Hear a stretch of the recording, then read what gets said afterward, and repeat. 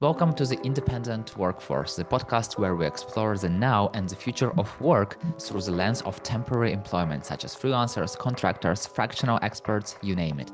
Here we speak with CEOs, recruiters, founders, and industry leaders about how they work with independent talents, the wins, the challenges, and the lessons learned. My name is Yurii. I'm growing the freelance market at freelancermap, an international platform that's been connecting top independent professionals with companies for over 20 years. And my guest is David Küpper, the founder and managing director of Powerhouse, a global platform connecting companies with top-tier consultants and experts who, with a background in physics and a passion for people and problem solving, also spent nearly a decade at Boston Consulting Group leading strategy projects for some of the world's most influential organizations, and built by that one of the most respected networks in independent consulting by combining business excellence with human connection. So, welcome, David. Thank you very much for having me, Yurii. I Glad to feel be here. I feel like I've already told a lot about you, and still, tell me about your company and what's your current involvement with the independent talents. At Expert Powerhouse, we are focused on bringing freelance consultants, independent consultants, subject matter experts, and interim managers to projects or positions of our clients. And that globally, we have 3 offices around the world. We operate on all continents. If you'd ask what is the largest region, then it would be Europe, and the Dutch-speaking region it was in Europe. But we have clients around the world. Our clients are also generally international firms. So we follow our clients, if you want. How clients find you? Clients find us on the internet through expertpowerhouse.com. That's our platform. They proactively reach out. Likewise, of course, we have established a lot of client relationships, deep client relationships, and they're coming back to us with new requests. And mouse by mouse, word by word. I mean, we get referrals from existing clients that refers to other clients and leads.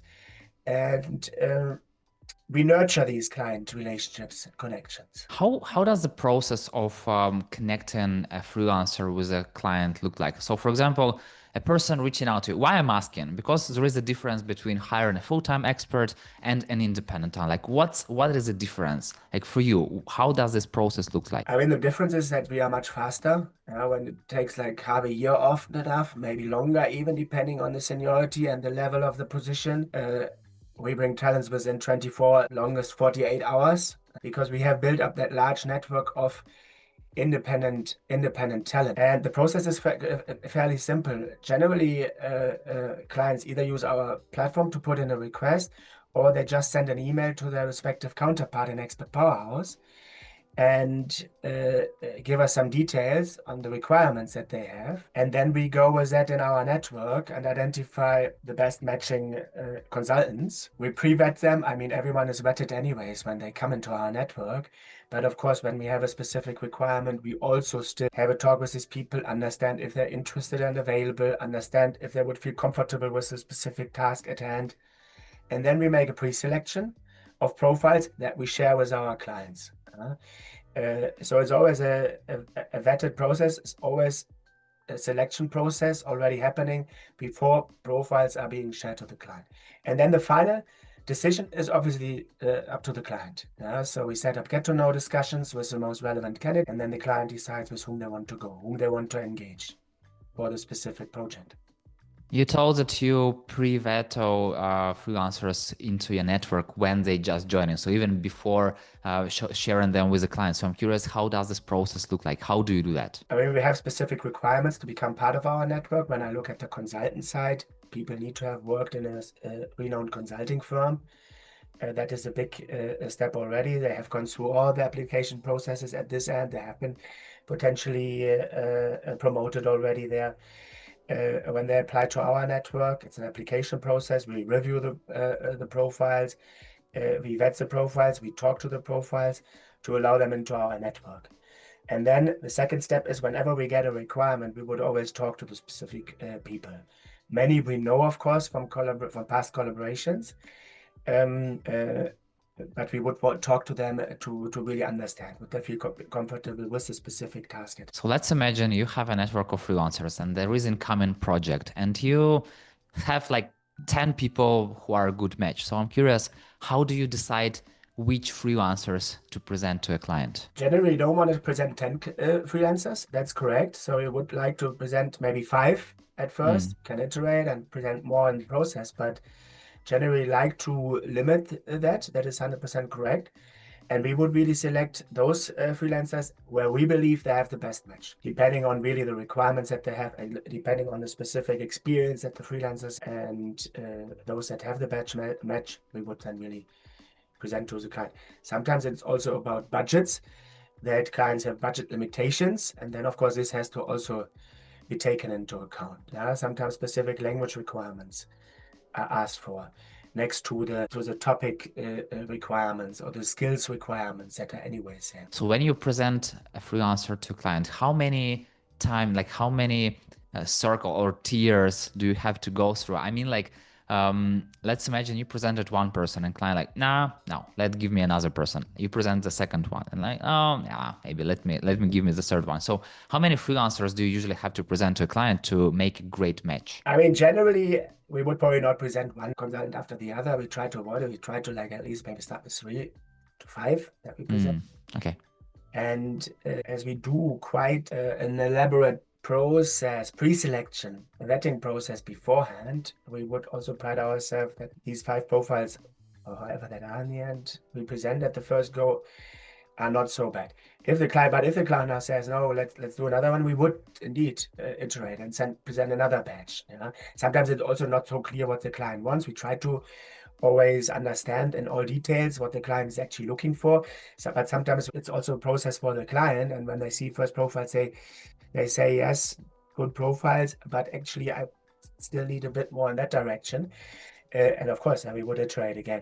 Now, is it the usual process that you run into iterations? No, that I would not say. We have really a lean process set up. We are able to deliver very fast profiles so that the client can really get going. Also, these requirements, this request that we get, they, in most cases, would have needed to be delivered yesterday. Yeah. There's always ASAP that people look for support. That's just our business, and we can live with it. Yeah. So, like in consulting itself, everything has to go fast. Same for us. So our company is built on that we are flexible and very fast in the delivery. You've told that one of the hardest parts is like to understand what the client wants. And I also have many different conversations on the market, and it's like one of the main blockers because clients not always know what they want. So they can go to ChatGPT, ask some questions and think that they come up with the best requirement. And then when they talk to experts, it comes out that, no, it's not the right description. They totally need another person. So I'm curious, when a client comes to you with a project description and it's not clear who they really need, what questions do you ask them to understand better the project scope? The project scope, that can happen, that there are questions to be asked. Do you really need someone more like the consultant kind of type? Or do you need a subject matter expert that brings detailed experience? Depending on what the client wants, you rather want to tap into that pool or into that pool, because like a former consultant, all of them call themselves consultant. That's the say. But if we talk about consultants, we really mean those people that used to work in a consulting firm, in a renowned consulting firm, and bring the consultant skill set along. The other people is what we call subject matter experts, and that is not a variation between the two parts. It's just different profiles. They have a very sharp profile. The subject matter experts have a very sharp profile, very deep understanding of a specific industry, deep expertise about a specific topic, or sector. And depending on the project requirements, you want to rather tap into this pool or that pool. It's also not black and white, obviously. There are also former consultants that bring their deep expertise in a specific field. But that is often important to understand if what the client really wants, to also understand, if that person is also asked to make slide presentations, Excel models or whatnot, then you rather want to go on that consultant because these people have done it back and forth. They know in all details how to run a project and structure a project like that. If it's more like the subject matter expertise that matters, then you probably want to tap into that pool. Um, and that is a question that we always need to clarify. That's sometimes not clear to the client even. And of course, I mentioned it before, budget topics are also important, and we try to clarify it up front. Otherwise, that can lead to frustration on all ends. Leads to frustration on our end because we maybe present the perfect candidates, but they just don't fit from a budget perspective.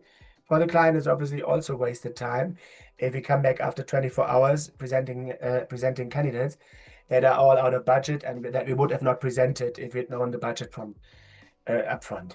So that are questions we try to understand, and obviously also when is a project about to start, how long is it taken? That are always, what are potential language requirements?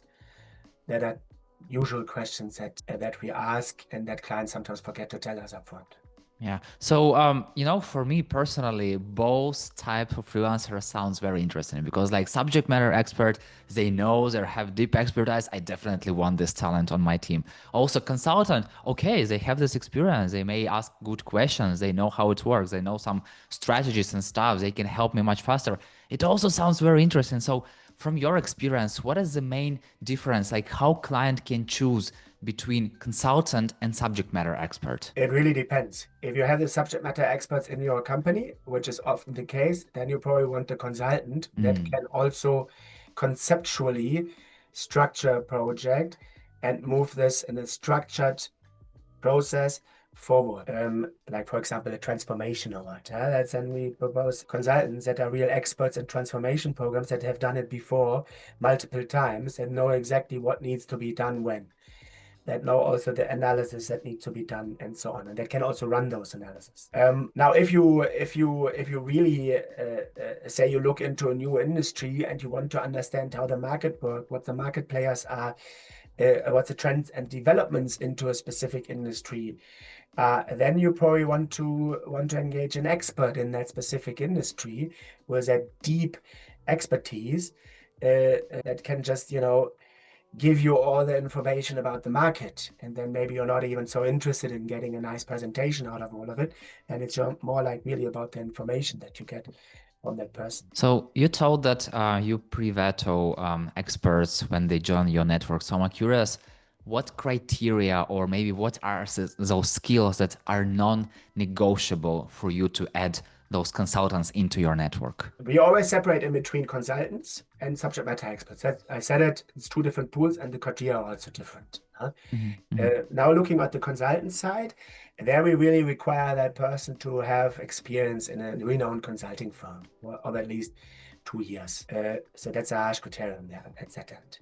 So that we really sure that person knows the consultant skills, that person is ready to hit the ground running with the classic strategy or management consulting topics, be it like a PMO setting, be it a restructuring, a reorganization. Of course, not every consultant is supposed to know all these topics, but a consultant has like this experience on some of these areas, be it like a due diligence, M&A process support, integrations, these strategy development, growth strategy development, all these very classic strategy consulting topics, and knowing conceptually how to set up these things and having a very structured way of working. That is basically the requirement to join the consultant track in our network. When it comes to the subject matter expert track, in our definition, that doesn't require the consulting background, because that's how we separate those two tracks. But we, of course, look at very specific industry experience, seniority. These people are generally more senior. If we look for interim managers, for example, interim CFO, then we would require that person to have worked as a CFO and bring that specific expertise to the table. Am I hearing it correctly that the best independent talent is usually someone who has some professional journey in some companies beforehand, and usually have I don't know, 3, 4, 5 at least years of experience, and then they decided to go into this independent journey? Yeah, definitely, 100%. In our area, might be a bit different, like in software development and this kind of freelancing. In our area, this is crucial, I would say. So you definitely have your network, and I still believe that sometimes experts are busy. Sometimes there are busy projects, and you need to go outside. You need to always expand your network to ensure that you always bring in the best talents to your clients. And I'm curious, what are the tools or platforms or maybe communities? What are those spaces that you use to expand your professional network? I mean, we have, in the meantime, more than 100,000 people in our network. We get applications in the hundreds every week. So there is a large inflow. Of course, we need to review and we accept some, we reject most of the applications. But if we find that we don't have anyone available for a specific topic, then we also do active recruitment, do customized recruitment for the client. We have teams specialized on it that can very diligently start an active recruitment campaign. And there we use the likes of course, LinkedIn is a source where we start, sometimes also conferences, but that's the way how we then would proceed. This episode of The Independent Workforce is brought to you by FreelancerMap, the home of freelancing. Whether you are looking to hire top freelance talent fast or a freelancer ready to find your next big project, FreelancerMap connects the right people with the right work. No endless job boards, no guesswork, just direct access to verified experts and opportunities across the globe. Visit freelancermap.com and start building your next success story today. How did you build this flow of talent that basically you don't have to do a lot of active recruiting, that people find you? For someone who is currently like on this journey, who wants to connect with more freelancers, like how can they do this? I mean, people find us. I mean, we are also, of course, in that area for that kind of freelancing market. We are quite well known. Next year we exist 10 years, so we are also not so brand new anymore. So people hear about us. I think also we get a lot of referrals, recommendations within the community that people say, look, why don't you apply there to become part of that network? They bring a constant stream of opportunities, which is at the end also the most important. For freelancers, they want to get opportunities, and ideally interesting opportunities where they see themselves also to work on projects. And that is just a process that happens. Obviously, it wasn't from the beginning like this. Yeah, of course. We get this growth as something that just sets in at some point with the credibility, understanding that you build up in the market. You've told that when you hire an expert, usually clients need an expert for yesterday. And also it takes like 24 to 48 hours to share, to bring those talents. But how long does it usually take from opening a freelance position to the freelancer starting working? I mean, we have staff projects over the weekend. We got a request Friday evening, and Monday morning the consultant started, actually. So we are very fast on that end. Now, is that the ideal case? No, I always tell clients, look, I would not recommend to do it, but sometimes that is just reality. Sometimes it just has to go fast. And then it's fine. Then we cope with it. On average or generally, I think 1 week, 2 weeks lead time to bring us a request, then to being able maybe to talk to multiple peoples also. The client maybe wants to sleep over the process a night or two to make a final decision. Then it's all good. As many clients, we have MSA, Master Service Agreements. So from a contractual point of view, this is all in place. Even if there would not be an MSA in place, and we would need to draft, assuming it's a new client, maybe just a project contract. We have, of course, our contracts ready.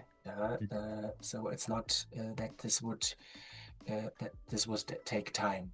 Then again, if any, then on the client side, if they want to review it, if they want to involve the legal team. But our process is meant to be very lean and very fast. And our process, of course, is meant to make it as easy as possible for the client and also for the freelancer, so that both sides can really focus on the topic, on the project. So since you are making it so easy for independent talents and for clients to start working, what prevents clients from doing it like super fast? Like what takes the most time from their side? I mean, I guess the decision process, yeah, I also always recommend, like, look, if there are two candidates that both seem to be quite well, and then, decision process on their end can require a couple of days. Then, of course, budgeting topics on the client end. Sometimes it happens that we get requests and it was not upfront clear if there is a budget or who is in charge of the budget from a client perspective. This I always recommend to maybe solve first, so that it's also clear that there is a budget for the specific freelancer, and that from that perspective there are no roadblocks. How to deal with it? I mean, we cannot do too much on that end. This is a topic that the client needs to solve. Generally, decision makers that have their own budgets are also the ones that requesting support on our end. Then it's not so much an issue, but if people request project support and they're not the decision makers or don't have their own budget, then I would recommend to just discuss it with the relevant people first, and only reach out once the budget is approved. And then we have also clear budget at hand, and we can work with a budget. Coming back to the point we've discussed earlier, that it's always good to know what the budget is for a specific engagement. And we generally think in terms of daily rates, not hourly rates. So we generally operate in terms of daily rates, and then numbers of days worked times the daily rate is the overall budget. So it's simple. Am I hearing it correctly that clients sometimes reach out to you without clear job description and also without having an understanding of the budget? So they think that you have to help them to create this job description and also to come out with a budget. With a job description helping them, yes. With a budget, that is more like on their end to solve. Then we cannot be too much of help. Obviously, we can be of help of like giving an idea of how much a freelancer would cost sometimes, but that doesn't happen with too many clients. And this is also completely open. But then I think it's good to have another discussion with the client and make them aware of the budget that we believe would be required for a specific engagement. And then they would need to internally arrange for the budget, that the budget is also available. It's not such a big issue. Generally they have it, but we cannot help too much on that end. On the job description, that is a bit of an iterative process. Sometimes if we get a request, we have questions, but obviously we are also quite experienced with that. So we can believe we can help also with it. To refine it so that we really know what the client wants before we go into the search. If you were to help your clients to make those decisions faster, like internal decision, what would be one like mindset shift or maybe internal organizational shift they have to make to make this process faster? I mean, first of all, it's of course, it would be good to have a mindset that you want to work with external consultants or freelancers. That is something from a mindset perspective that is also steered from the top ranks, from the most senior people. That this mindset is there, that whenever there is a need, we tap into the freelance market. There are some companies that say, look, no, that is not for us, like very conservative companies that don't know this flexible model and also don't want to use it. But if that mindset is crucial to also work efficiently with freelancers. But once that is there, then we are ready to support, we can help, and clients just need to reach out. We also don't need to establish great processes. It's not a big process for us to like bring clients in our systems. That's all easy. So there's no other. If the mindset is there, if the will is there, then we are happy to help. So it's easy when they know that they want to work with independent talents, with freelancers. But why do you think they don't want to work with independent talent? I think it's a matter of not being used to it. So many clients maybe don't even know about or potential clients don't even know about the possibility and also about the advantages, or only know about the possibilities in specific areas. I think the full IT area is a bit ahead of all other areas, maybe marketing also, where you are more used to externalizing topics and projects to freelancers. When it comes more to the strategic topics, yes, you think of maybe hiring a consulting firm, a full firm with all the overhead where you pay a lot of money. Now that is a model for some companies. Now that is not a model for other companies. Yeah. And then those other companies, they say, no, we don't work with external consultants, where it would be a very attractive model for them to work with freelancers. Because obviously you get the consulting services, you get the same people that used to work in the big consulting firms for much lower price, of course. Uh, because you don't pay a full team necessarily, you don't pay the overhead. That is very clear. So for those companies, it would be very attractive. But then generally the decision is, or the general attitude is, okay, we don't work with externals, and then they're not getting even in. And still, a lot of companies, especially if we're talking about like corporates, like big companies, or at least like medium-sized companies, if they were to choose to go to consulting firm, to consulting company, or choose the independent talents who also have the same experience as those companies, for some reason they go to companies, for firms. Why does it happen? I mean, it happens, and I feel also that there are some reasons where it's justified to do it. I'm having also a long background in consulting. It's not that we also don't see ourselves in competition to consulting firms. To be very, very clear on that. There are just large topics where you maybe want to completely outsource a project.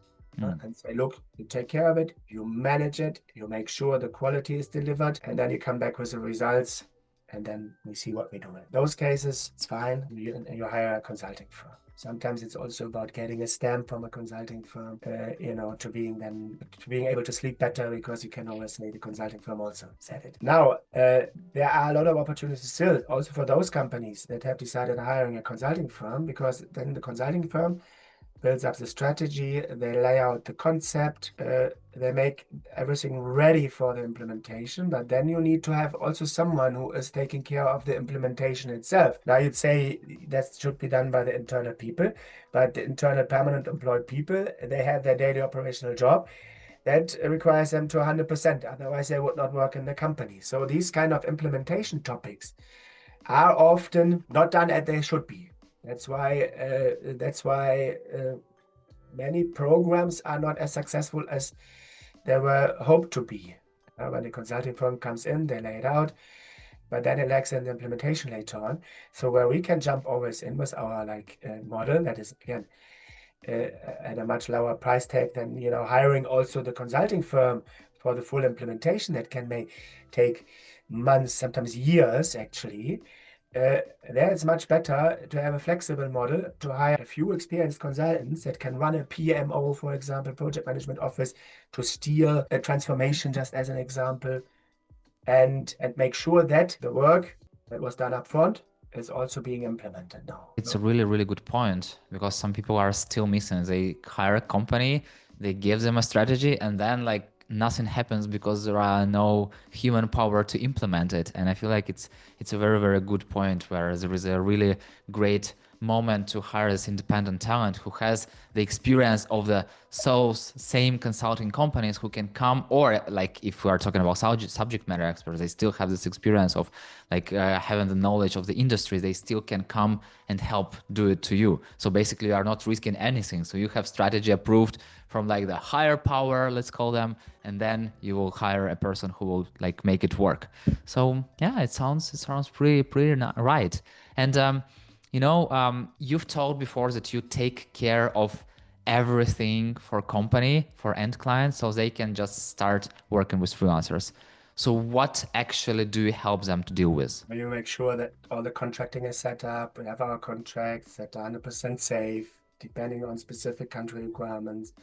We have, then of course, once the project is started, we make sure that there's a timesheet process running. We make sure that client is invoiced, that the expert, the consultant is paid on time.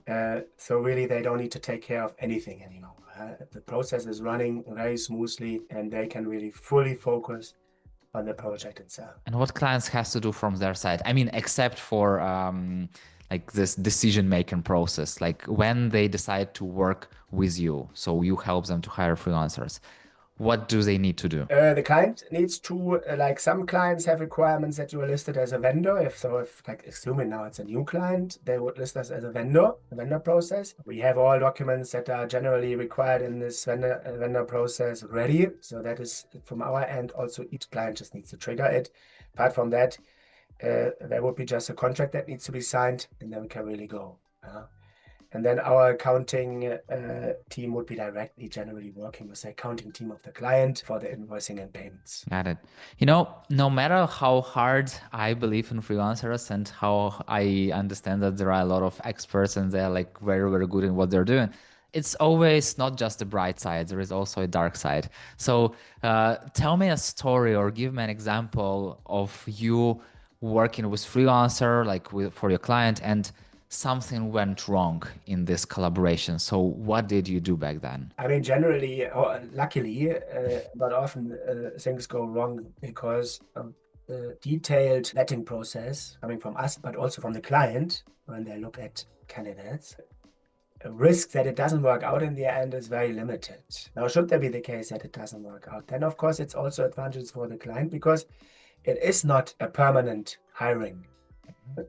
I mean, the freelancer, you could, it sounds a bit strange, but you could replace him very quickly with someone else if it doesn't work out. Could also be that the freelancer saying, although I don't remember a specific case, but it could be that he's saying it doesn't work out with the client. But then of course we could in the same amount of time, like within a couple of hours, present alternatives and makes a change. That is why we can also be very fast and the client doesn't need to go through a process of 5 interviews with 5 different people that all have to agree.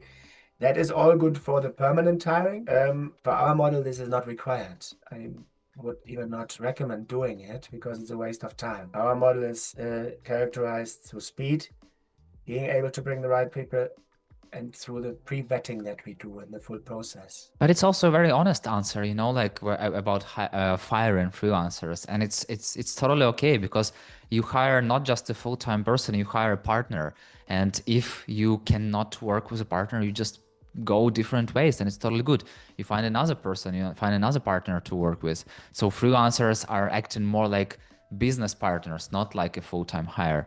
And can you share success story? I mean, like not even a success story, but how do you know that connections, these relationships of freelancer and client go right? How do you measure a success of freelance engagement?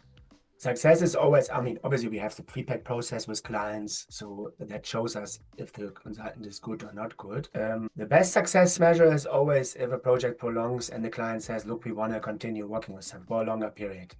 Say the first contract was for 3 months, and then they say, look, we want to extend by another 3 months. And maybe extend again. Then you know for sure this works out very well, regardless of any nice words being said about a freelancer, because nobody would do that if it wouldn't work out and the freelancer would not create value at the client. Does it bring those freelancers in some kind of like white list of people to trust? Like, how does it work internally for you? Yeah, of course. Internally, we take up client feedback for freelancers and we make our own feedback. And it is always great if we worked with someone before that we can rely, that we know is doing a great job, to also recommend on other cases for other clients. How do you use AI in your matchmaking process? We are using AI and machine learning for many years already, and we use it for the matching of profiles with specific project requests. So we have an AI that is analyzing the project specifications, the requirements of a client, and it then goes through our database, which you can imagine with more than 100,000 people in the database, you cannot do that manually anyways anymore.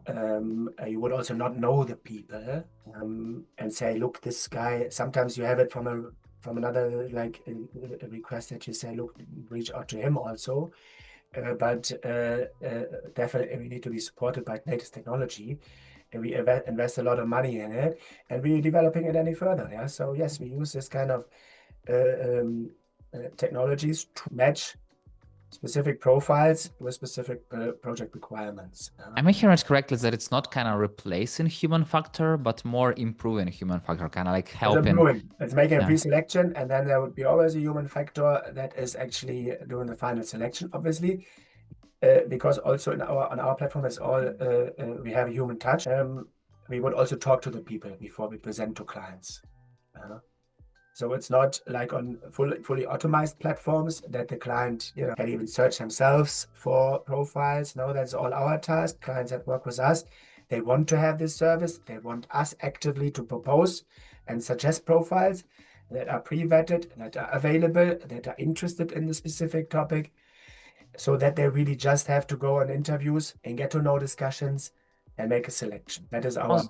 A lot of conversation on the workforce market about growing more and more and more this piece of independent talents. Because if you are a great expert, sometimes you don't want to be owned by just one company. You want to work with different clients. You want to like have a little bit of a freedom.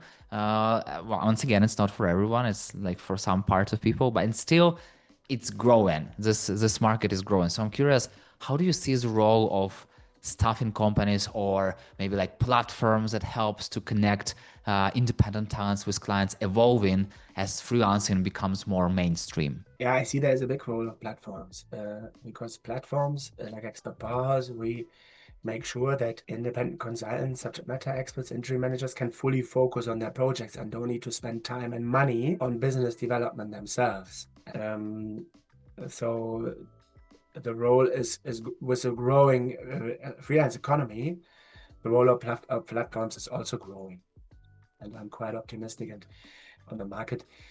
I mean, otherwise, I would also not be in the business, I would say. If you could remove one barrier from client side to make this freelancer collaboration smoother, what would it be? I mean, the barrier is sometimes that too many departments have to be involved in hiring freelancers. Could be procurement, then it needs to be a vendor process being set up, and it could be HR even, and then the specific say business unit manager, the specific person that needs the support actually. So on that end, specifically with companies that are not used to do this, that comes to the question that we've discussed before. That would be something where it could be made very much easier for companies to also engage freelancers and to help them to get the right talent for the specified time, and also at the end of the day to save cost, and really become world class in their business, because our model allows them to bring those world class, to get those world class people, to have access to those world class people that you would normally not have access to. And since you take care a lot of a lot of things like contracting and paying and invoicing, and also you kind of like not control but talk to both sides, like being the intermediary, I feel like you are removing all the barriers for clients to work with independent clients. They just can do it right away, just start and work. Yeah, exactly. Exactly. And it's risk-free. It's no requirements, additional requirements. So you can just flexibly test it even. You know, David, I wish to have the sky as the limit, but time is the limit to our conversation. So the final question, what advice would you give to a company considering hiring a freelancer for the first time? My advice would be just test this. There's no risk involved, because at the end of the process, you can always say, look, let's not do it. And then there's no even money involved. It might be different for different platforms. So I'm not just now only talking about expert hours. And then I would just say, try it, and you will feel the benefits that it actually has. Because there are many topics where you don't want to hire someone permanently, that you then also have to pay for a full year and more. But when the topic is only for 3 months, 6 months, and then it's done, because the transformation, say, is implemented, or the PMO has no reason, has no further meaning anymore. Then you really want to have these people that know conceptually what they are doing, that are able to set these things up, get it done, and then they're also leaving again, and everybody is happy. It's no firing involved here. Everybody is happy, because that's the process how it works. Last but not least, name two people I should reach out to talk about the independent workforce. I mean, two people come to mind. That is John Younger, the godfather of the freelance revolution.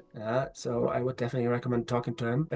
And Matt Motola, the founder of the Human Cloud, which is also, of course, an ambassador of the freelance economy. Both with a lot of experience, both with a lot of anecdotes, and those good friends of mine that I would highly recommend to talk. Got it. Got it. David, thank you so much for sharing your experience, for bringing us through the process of how you choose experts into your network, or how do you make it work for companies, and how you connect both worlds. And thank you so much for growing this market and doing what you are doing. So thank you very much for this conversation. Thank you indeed, Joey. It was great talking to you. And yeah, meet you at the freelance market. And for listeners, thank you for joining us on this episode of The Independent Workforce. I hope you've taken one step closer to working smarter with freelance talent. If you enjoy this conversation, subscribe to learn even more and share it with your colleague. And remember, the future of work is now.